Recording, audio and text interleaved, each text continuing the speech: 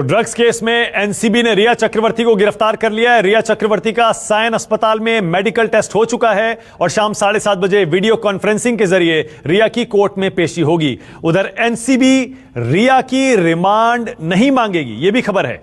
इससे पहले drugs case में ही रिया के भाई शोविक को भी गिरफ्तार किया गया था। शोविक कल तक एनसीबी की कस्टडी में है। रिया से पहले एनसीबी 10 लोगों को गिरफ्तार कर चुकी है, हालांकि इनमें से 3 को जमानत भी मिल चुकी है। फिलहाल रिया का भाई शोविक एनसीबी की कस्टडी में है। इससे पहले आज रिया चक्रवर्ती से एनसीबी ने लगातार तीसरे दिन पूछताछ की। रिया से सीबीआई और ईडी भी अलग अलग मामलों में पूछताछ कर चुके हैं, लेकिन एनसीबी की जांच रिया के संबंध में लगता है आज खत्म हो गई है, क्योंकि एनसीबी ने हमारे संवाददाता दीपक दुबे को बताया है कि 3 दिन के सवाल जवाब से एनसीबी के अधिकारी संतुष्ट हैं और इसीलिए रिया की कस्टडी नहीं मांगी जाएगी। अब संभावना यही है 7:30 बजे जब रिया की कोर्ट में पेशी की जाएगी वीडियो कॉन्फ्रेंसिंग के जरिए, तब हो सकता है एनसीबी के दफ्तर से सीधे रिया को जेल भेज दिया जाए। अब देखना यह है रिया को आज जमानत मिलती है या नहीं, क्योंकि रिया के वकील आज ही जमानत की याचिका जरूर लगाएंगे।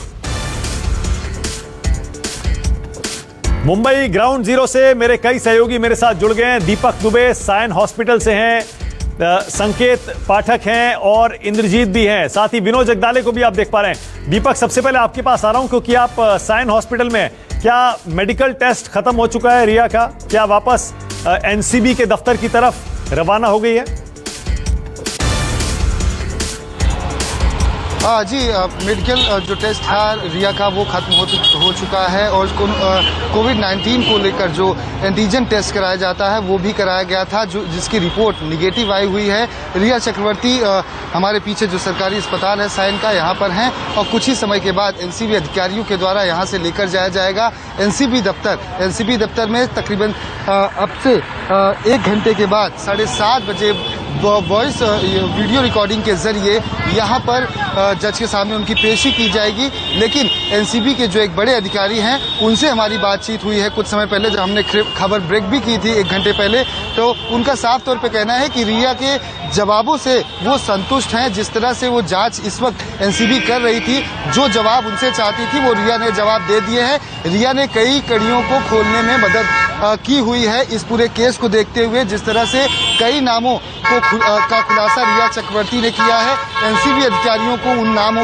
नामों के बारे में पता चल चुका है। इस वजह से अब एनसीबी इस पूरे मामले में पूछताछ के दौरान संतुष्ट पाई गई है और एनसीबी के बड़े अधिकारी ने हमसे बातचीत में ये बात कही है कि जब कोर्ट में पेशी की जाएगी तो उनसे कोर्ट में इनके लिए रिमांड की मांग नहीं की जाएगी, लेकिन जुडिशियल कस्टडी में जब इन्हें भेजा जाएगा उस दौरान जरूर एनसीबी की तरफ से ये बात कही जाएगी कि जुडिशियल कस्टडी से इनको बेल की तरफ ना मूव होने दिया जाए, क्योंकि आगे की जांच की जा रही है। ऐसे में उनके वकील सतीश माने शिंदे जो हैं वो भी अपनी पूरी तैयारी करके बैठे हुए हैं कि अगर एनसीबी की तरफ से उनकी तरफ से अगर रिमांड नहीं मांगी जाती है और जुडिशियल कस्टडी में रिया को भेज दिया जाता है तो फौरन ही डॉक्यूमेंट्स अपनी तैयारी करके रखे हुए हैं, जहां पर वो बेल एप्लीकेशन के लिए अप्लाई कर देंगे। जुडिशियल कस्टडी के बाद जो प्रोसीजर होता है किसी भी आरोपी को छुड़वाने का या फिर बाहर ले आने का, वो होता है बेल के लिए अप्लाई करना।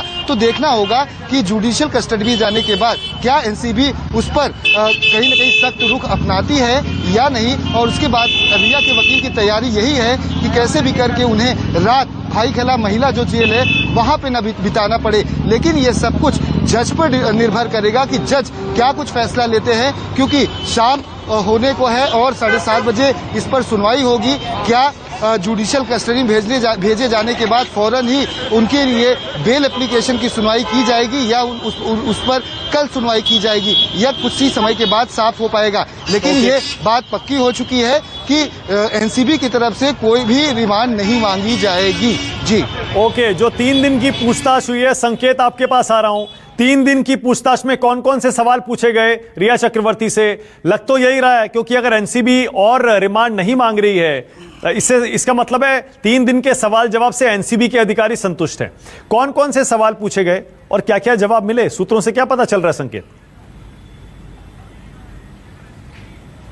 देखिए मानक, आपको मैं बताऊं कि पिछले 3 दिनों से एनसीबी लगातार रिया चक्रवर्ती से पूछताछ कर रही थी। हालांकि पहले 2 दिन रिया चक्रवर्ती ने कोई संतोषजनक जवाब नहीं दिए थे, लेकिन जब एनसीबी की टीम ने लगातार उनको ग्रिल किया, इसके अलावा जो बाकी के आरोपी हैं शौविक चक्रवर्ती, सैमुअल मिरांडा और दीपेश के सामने बिठाकर उनसे पूछताछ की गई, तब कई बातों का खुलासा हुआ। क्योंकि जैसे हमने पहले भी बताया था कि कई ड्रग्स चैट सामने रखी गई जिसको रिया चक्रवर्ती नकार नहीं सकी। इसके अलावा जो व्हाट्सएप ग्रुप था उसमें भी कई लोगों के नाम सामने आए थे, उन सभी के बारे में भी पूछताछ की गई। साथ ही साथ एक बात का जिक्र आया था कि सुशांत को कहीं ना कहीं ड्रग्स देने की बात रिया चक्रवर्ती कर रही हैं, उस बारे में भी जब सवाल पूछा गया तो उन्होंने खुद ड्रग्स लेने से मना किया था, लेकिन सुशांत के लिए वो ड्रग्स मंगवाती थी।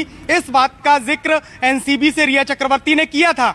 लेकिन आज की जो पूछताछ हुई है वहां पर रिया चक्रवर्ती कहीं ना कहीं जब कड़ी पूछताछ की गई तो वो टूट गई और उन्होंने एनसीबी के जो सवाल हैं उन सवालों का जवाब सही तरीके से दिया है। और जिन जिन बातों की पड़ताल एनसीबी कर रही थी, खासतौर से जो ड्रग लिंक सामने आ रहा था, उस लिंक को कड़ियां जोड़ते हुए एनसीबी ने सवाल जवाब किए और वो संतुष्ट भी नजर आ रहे हैं। यही वजह है कि कोर्ट में रिया चक्रवर्ती की रिमांड नहीं मांगी जाएगी, लेकिन अगर वो बेल के लिए अप्लाई करती हैं तो उनकी बेल का एनसीबी विरोध करेगी, ऐसा बताया जा रहा है। लेकिन अगर आज रिया चक्रवर्ती को जुडिशियल कस्टडी होती है तो उसके बाद देखना अहम होगा कि क्या बेल पर आज सुनवाई होती है या कल सुनवाई होती है। अगर आज सुनवाई हो जाती है तब तो उन्हें बेल मिलने के पूरे चांस है, लेकिन अगर आज सुनवाई नहीं होती है तो हो सकता है कि आज की रात उन्हें हवालात में गुजारनी पड़ सकती है। मानक। ओके, इंद्रजीत आपके पास आ रहा हूं। इंद्रजीत, आप एनसीबी के दफ्तर के बाहर हैं। सायन हॉस्पिटल से जैसे ही मेडिकल टेस्ट खत्म होगा, रिया चक्रवर्ती को वापस एनसीबी के दफ्तर में ले जाया जाएगा। और अभी 6:37-38 हुए हैं। 7:30 बजे कोर्ट में पेशी होनी है वीडियो कॉन्फ्रेंसिंग के जरिए। उस पेशी में क्या होगा इंद्रजीत? क्या क्या दलीलें दोनों तरफ से रखी जाएंगी? बिल्कुल, उस पेशी में जेल कस्टडी की मांग करेगी एनसीबी और कहेगी कि इनको जेल भेज दिया जाए। लेकिन जो इनके वकील हैं, रिया चक्रवर्ती के वकील हैं, वो कहेंगे कि जांच में इन्होंने सहयोग किया था, इसलिए इनको बेल के लिए वो मूव करेंगे, बेल मांगेंगे। लेकिन सबसे बड़ा सवाल है कि अगर उनको जेल कस्टडी भेजा जाता है, जुडिशियल कस्टडी भेजा जाता है, तो क्या आज वो जेल जा पाएंगे? क्योंकि जेल में 6 बजे के बाद एक काउंटिंग होती है और जेल की काउंटिंग जब पूरा हो जाती है तो किसी भी कैदी को वो जेल दोबारा नहीं लेता है। तो ऐसे में ये बचता है कि अगर उनको जुडिशियल कस्टडी मिलती है तो आज यहीं के उनको लॉकअप में रखा जाए और एनसीबी के अधिकारी जेल से कहेंगे कि हम आप इनको कल लेकर आते हैं, कल सुबह लेकर आते हैं। इस तरह की व्यवस्था है।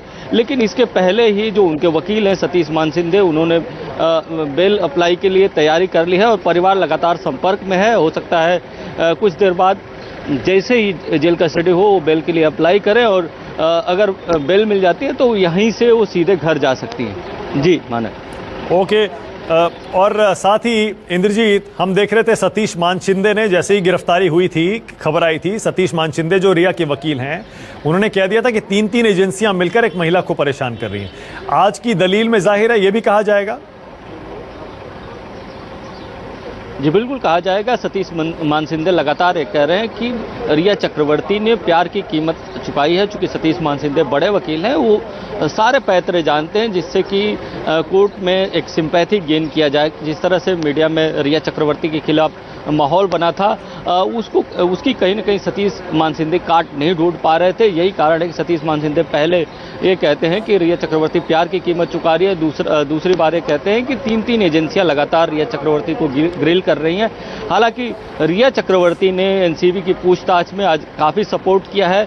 जिस ड्रग एंगल की जांच कर रही थी, फिल्म इंडस्ट्री में जो ड्रग्स कार्टेल की जांच कर रही थी एनसीबी, उसमें बताया जाता है कि कई बड़े नाम एनसीबी को रिया चक्रवर्ती ने फिल्म इंडस्ट्री से जुड़े बताए हैं कि और एनसीबी इस पे काम करेगी। बताया जाता है कि एनसीबी ने जो डोजियर तैयार किया है उसमें रिया चक्रवर्ती की काफ़ी बड़ी भूमिका है और अब एनसीबी उस पर भी काम करेगी। कई और लोगों को पूछताछ के लिए एनसीबी द्वारा बुलाया जा सकता है, जिसमें फिल्म इंडस्ट्री के कुछ बड़े नाम भी हो सकते हैं। Okay, all right. अब जबकि 3 दिन के सवाल जवाब के बाद इंडिविजुअल क्वेश्चनिंग भी संकेत हो चुकी है और आमने सामने भी बाकी आरोपियों से बैठाकर रिया की पूछताछ हो चुकी है।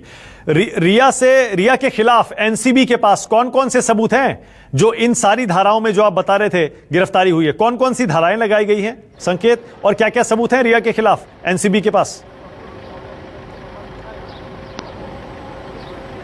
देखिए, एनसीबी जब से इस पूरे मामले की जांच कर रही है तो वो दो अलग तरीके से जांच कर रही है। पहला तो सुशांत सिंह राजपूत के मामले में जो ड्रग्स देने की बातचीत है उसके बारे में जांच कर रही है। इसके अलावा जो पूरा ड्रग्स का रैकेट चलता है मुंबई में और बॉलीवुड में, उसके एंगल को खंगालने में एनसीबी जुटी हुई है। तो आपको बताऊं कि रिया चक्रवर्ती के खिलाफ कई सबूत एनसीबी को मिले थे। सबसे पहला जो सबूत था वो ड्रग्स की चैट थी जो कि ईडी ने, यानी कि प्रवर्तन निदेशालय ने एनसीबी के साथ साझा की थी। उन ड्रग्स की चैट में रिया चक्रवर्ती अपने भाई शौविक चक्रवर्ती, इसके अलावा सैमुअल मिरांडा से ड्रग्स मंगवाने की बातें कर रहे थे। साथ ही साथ व्हाट्सएप चैट भी सामने आई थी जो कि एक ग्रुप चैट थी जिसमें कई लोग जुड़े हुए थे और वो लगातार ड्रग्स की बातें कर रहे थे। साथ ही साथ रिया चक्रवर्ती के 2017 से ड्रग पेडलर्स के साथ संपर्क थे, इसकी जानकारी भी एनसीबी के अधिकारियों को मिली थी।